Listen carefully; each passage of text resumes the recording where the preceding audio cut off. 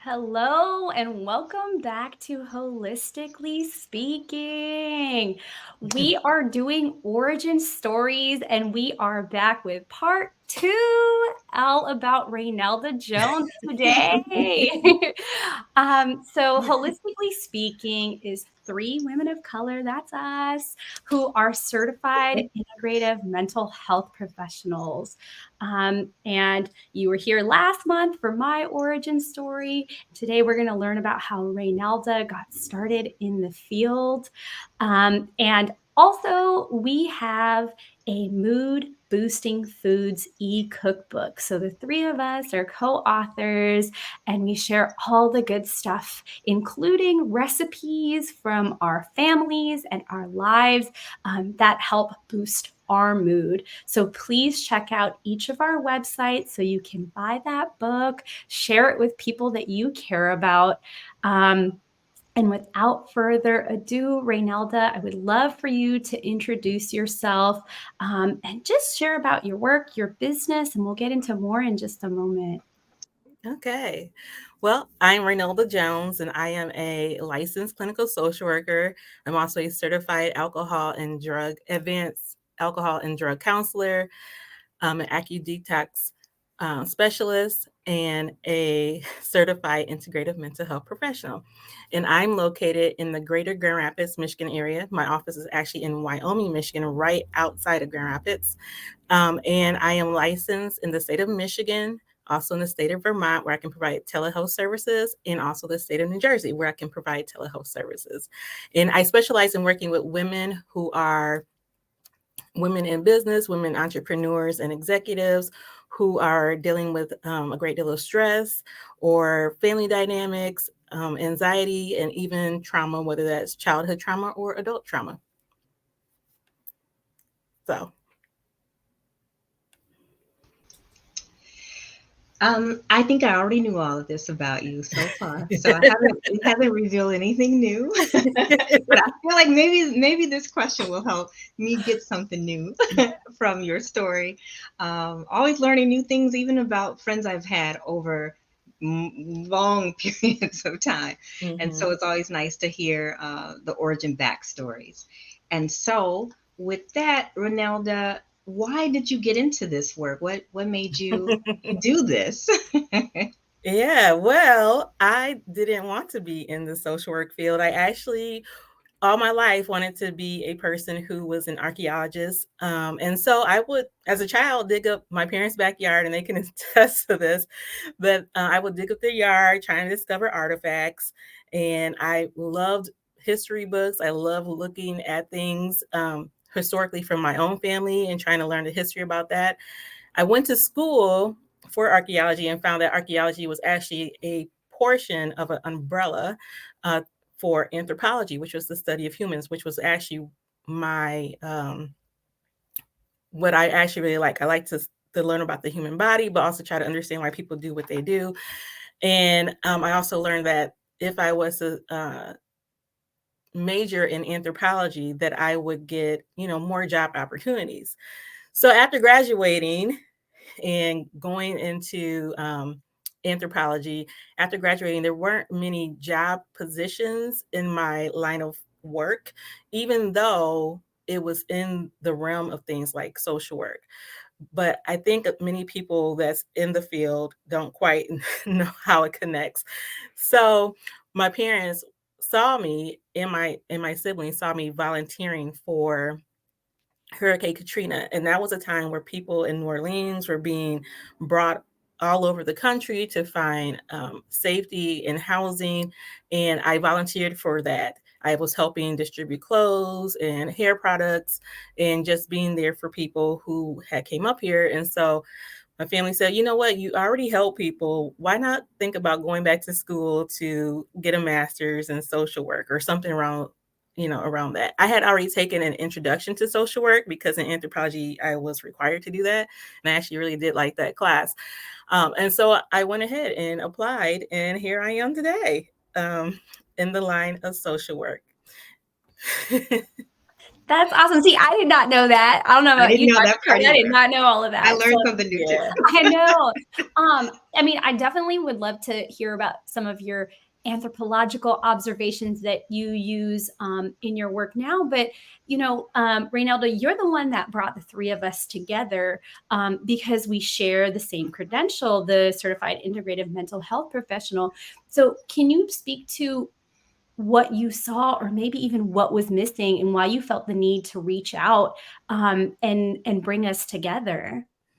Yeah, absolutely. So I got the certification because I had already experienced my own health issues, which um, meant that I had to work on my own nutrition, even though thought I was eating healthy, which was based on like what the society says is healthy. I learned that these things weren't healthy for me or my mental state. And so I wanted to find another way to help my clients to also learn that, because that's not something that is taught in my schooling.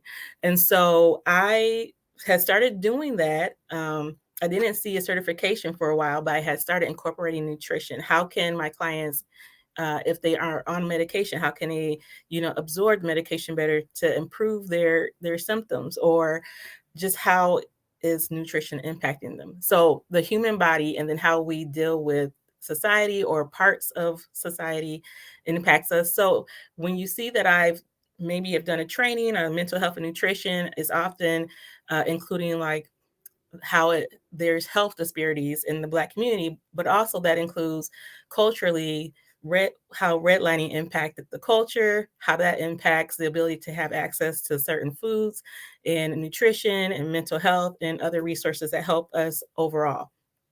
But I also couldn't find other people that incorporated this into their life or into their teachings or working with clients. And so I was all on mission. I was on Michigan's website trying to find people, but I couldn't find people that were willing to collaborate. And so I just would put it out there like, hey, I have this certification, or I see a person with that certification mentioned. And so, hey, I'm going to reach out and see how we can connect and collaborate. Because the more people we can, work with, the better. To me, this is my passion, is to be able to reach the community. You can always make a shift in communities and people's bodies just by providing information and education, not necessarily saying that you're required to do it, but just informing so they can make their choices too. So that's how that came about. And Ranella is being extremely humble, so I'm going to throw this one out there for a question, because she talked about her origin story, how she started in archaeology, and then her mom or dad or both suggested going back for social work, and then her love of holistic things, and especially talking to her clients about food, and how if we just shift the food, that could be a big change just right there.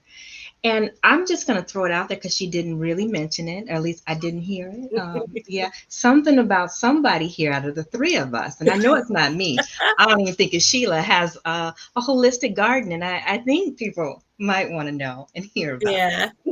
Okay. So so I offer unique experiences to many of my clients, as long as if they're in the vicinity. And for people who aren't present, if they're telehealth, I try to incorporate it a different way. So a few things I offer is tea meditations, and I offer ear acupuncture sessions. And I also offer a therapeutic garden. So if a person was working with me via telehealth, it may be more focusing on their house plant, how it impacts their space, their mental health, but also learning how it can help learn like thinking traps and what does that show for them. For instance, I have quite a few clients who say that they just kill plants, but it's really about, are you educated on the plant? Are you connecting to the right resource to get the information about this type of plant? Plants have doctors too. So if you haven't went to the florist to ask what your plant needs or done the research, what is this saying? Because it doesn't just translate in one part of your life, it's happening in other areas. So that's how I work with telehealth clients when it comes to plants in their home. Now, if you're local, I do have a therapeutic garden.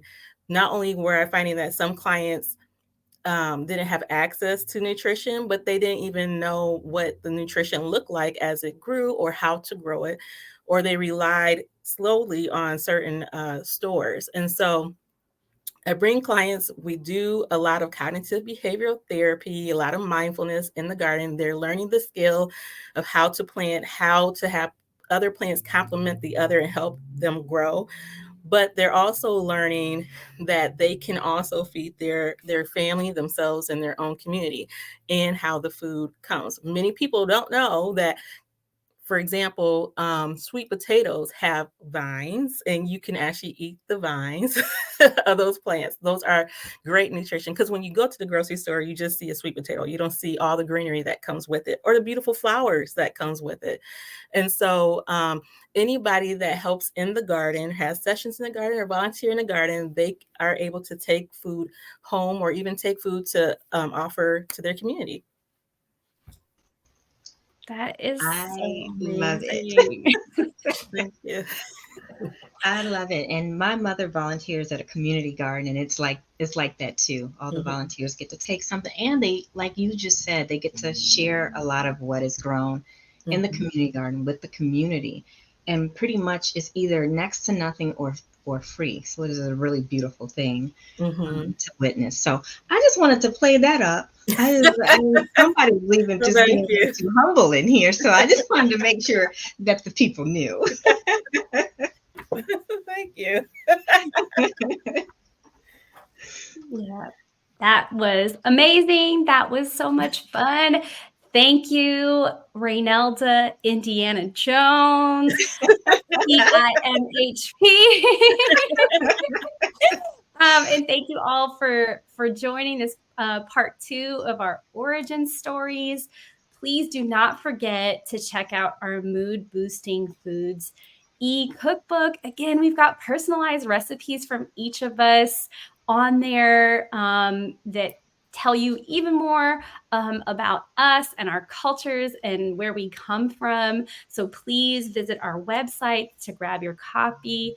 Do not forget to like, share, comment. Let us know if any of this resonates with you. Share your story. We would love to hear it as well.